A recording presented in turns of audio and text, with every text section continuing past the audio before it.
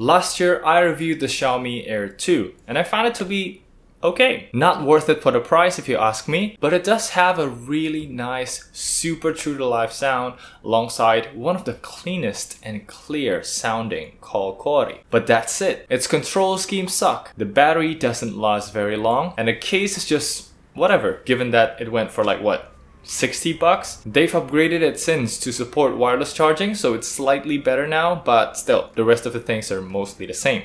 Well now, here we are with the Mi Air2 SE. And let me be brutally honest with you, it scraps the only two advantages it had and kept all the bad things. At least it does have a bigger earbuds now, which means bigger battery inside. But if you're thinking of getting yourself a true wireless earbuds that's good for calls and last a good amount of time, especially these days for online meetings, right? I just don't think this will be it. We're gonna see the test later on and I think you will understand why I'm talking like this. So, let's talk about it.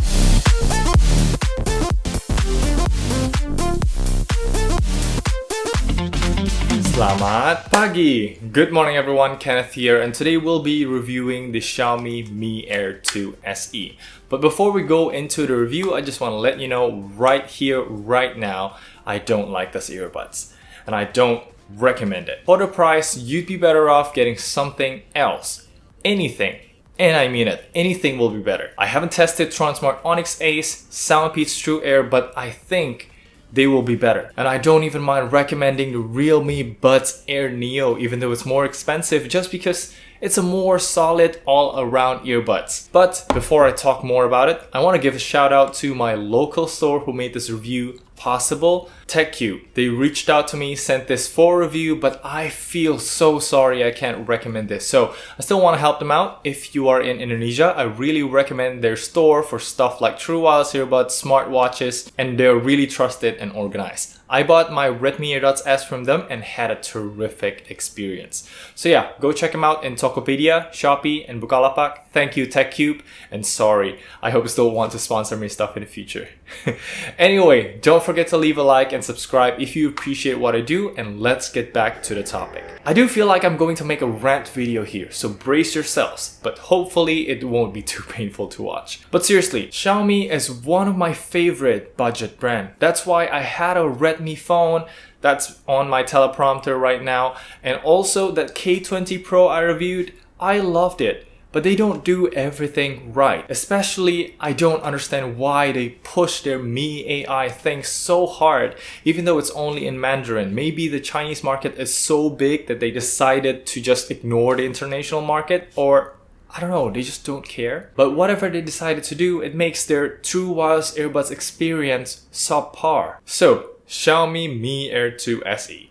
This is a cut down version of the Mi Air 2, which in my opinion is already a cut down version from the original Mi AirDots Pro. That one has active noise cancellation. I know the battery sucks, but still ANC is a great feature. If only they kept that, didn't bother with a totally new half in-ear design and just somehow increase the battery life, we might have something. But the way it is right now, I just don't know where they're trying to go. Now here's the thing. For this price, you can get earbuds like the new Halo GT1 XR and have miles better case battery, sound quality, and better controls. And that's one example. I can name more that has better overall value. Transmart, KZ, Soundpeats, you name it. I understand that Xiaomi puts unique features that's rare at this price. The first one is an AirPods-like pop-up screen that tells you the battery of each earbud and the case. That's not seen in QCY app. But you need a Xiaomi phone running the latest MIUI, which sadly is definitely not my Redmi 5 Plus,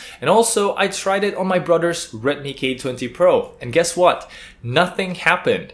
Also, this is important. If you want to pair to another device, you have to hold both earbuds while inside the case for about 3 seconds until the LED blinks quickly. This will reset the earbuds so it'll also work if you have pairing problems. It took me a while to figure this out. It's a bit unconventional. If you cannot pair, you cannot just hold it like that. But Yeah, now you know. I hope this helped. Coming back to the feature. The second one is the ear detection feature, so it can automatically play or pause the music for you.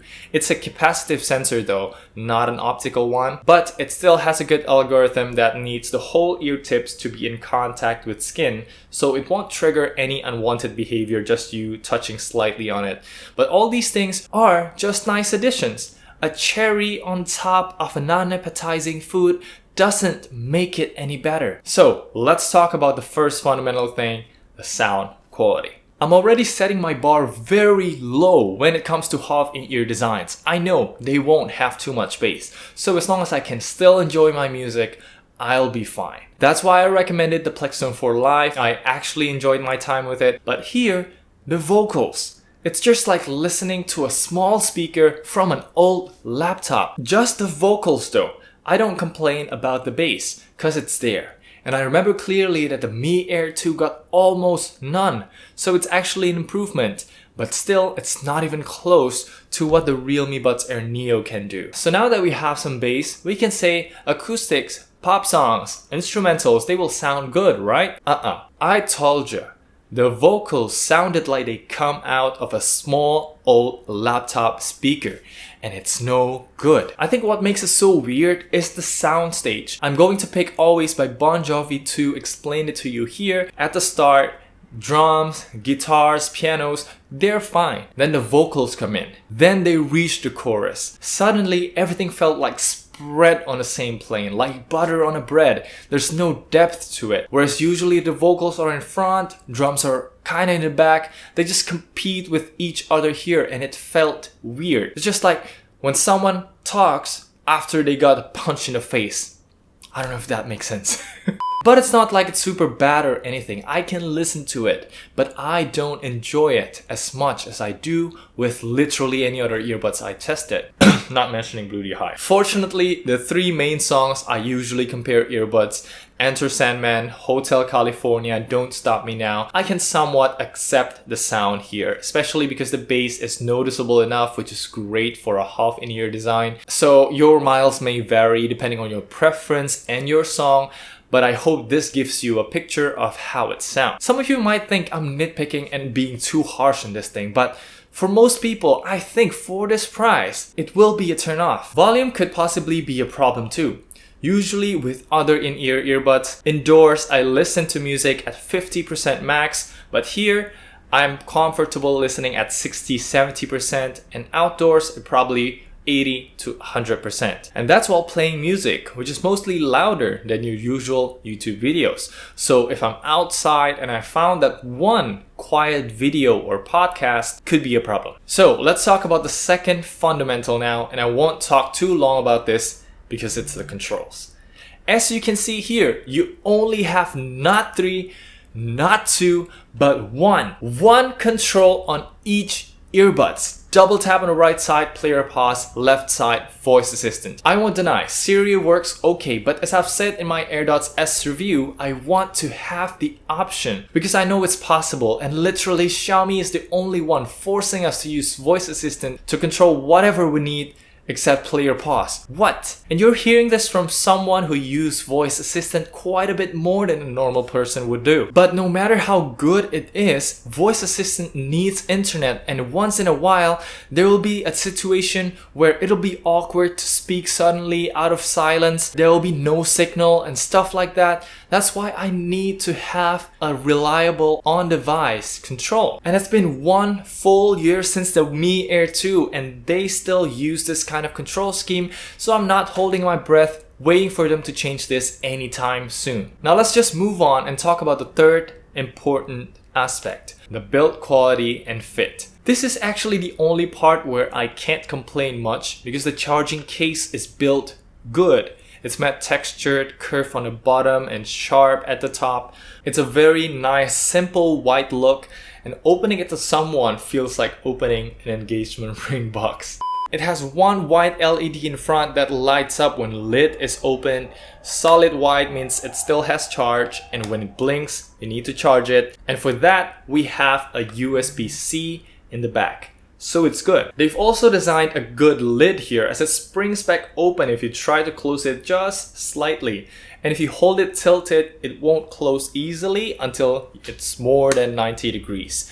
It's a very nice touch that most others don't pay much attention to. Also, the earbuds are easy to take out. You pull from the bottom, top, push to the side, they readily pop out and you can just wear them. Also, the earbuds turn on the moment you open the lid, which makes pairing slightly quicker and slightly nicer. The earbuds themselves are also okay. They fit very lightly and effortlessly, unlike some others that put pressure into your ear. So this will be more comfortable over hours and hours of listening, but these AirPod style has never fit well in my ear, especially my left side. To show you that, if I hit my left ear a couple times, it will quickly fall, whereas on the right side, it will stay very, very well. It's just me though, so you have to know how it would fit you before you buy it. Besides that, I don't have that much complaint in the first place with the design, even on the original Mi Air 2. Some said it looks fat. I said it looks like a cellular antenna, but whatever. It is what it is. And here, they made it longer, so they could fit a bigger battery inside. It's a 40 mAh cell with 410 mAh extra in the case. Xiaomi claims 5 hours of music playtime on the earbuds and 20 hours total with the case.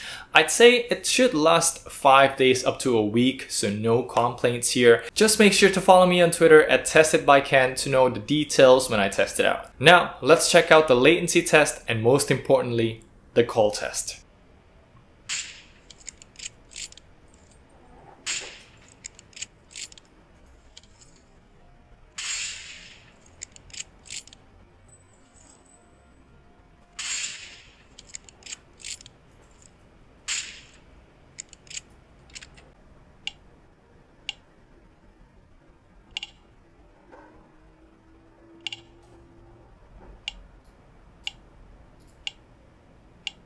Other similar songs like Hotel California by Eagles, More Than Words by Extreme, Don't Stop Me Now by Queen, I'd be happy with either of these two. Okay, welcome to the call test. Right now you're listening to my iPhone 10 microphone about an arm's length away, and I'm gonna take out the Mi Air 2 SE here. So I'm gonna take this out, and by opening the case, I think it should have started the pair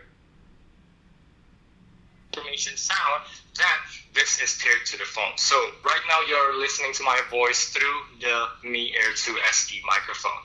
On my past experience with the Mi Air 2, that was a very, very good mic with very good noise cancellation. And right now we also have two mics, one pointing down to your mouth and the other one is somewhere up here pointing to your environment. Whereas on the Mi Air 2, it was one at the top that, does the noise cancelling thing.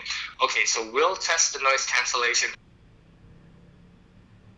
outdoors. Okay, so we are on the Mi Air 2 SE and we have some street noise coming from this side. What do you think of the sound quality? Does it sound tinny? Does it sound full or better than anything else?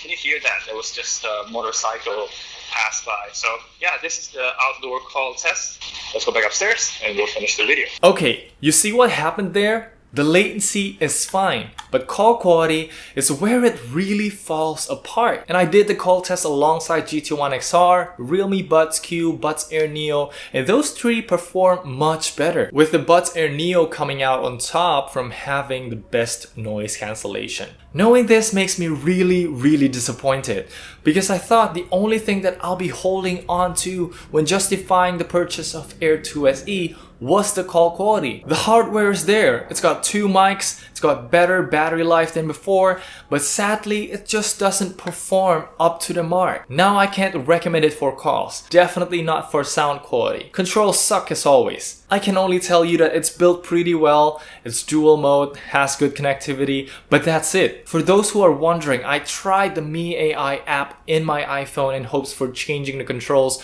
but nothing shows up. So I just don't know. What is the point of this release. So that's pretty much wraps up the video. Thank you so much for watching. If you're still here, I think I should say this again. This is not a complete disaster, but it's just not worth it in my opinion. Considering that it goes for like what, 35 bucks? Even with its Chinese pricing, 25 bucks converted, I don't know if I'll recommend it. So I'm really sorry if this review didn't end up like you expected, and especially so to Tech Cube who provided me this for review. But again, I really recommend you checking their store out for other stuff like Air2 SE. The gaming mode is excellent there, or the Halo GT1 Plus, good all around earbuds. If you're buying a TrueBuzz earbuds in Indonesia, check them out on Tokopedia, Shopee and Bukalapak. Alright, what do you think of the Mi Air2 SE? Am I being too harsh on it, or do you agree with my opinion? Let me know down in the comments below if you have any other questions, and don't forget to hit the thumbs up and subscribe if you haven't. I'm also available on Instagram and Twitter if you want to send a direct message. Thank you so much once again. I'm Kenneth, and I will see you in the next one.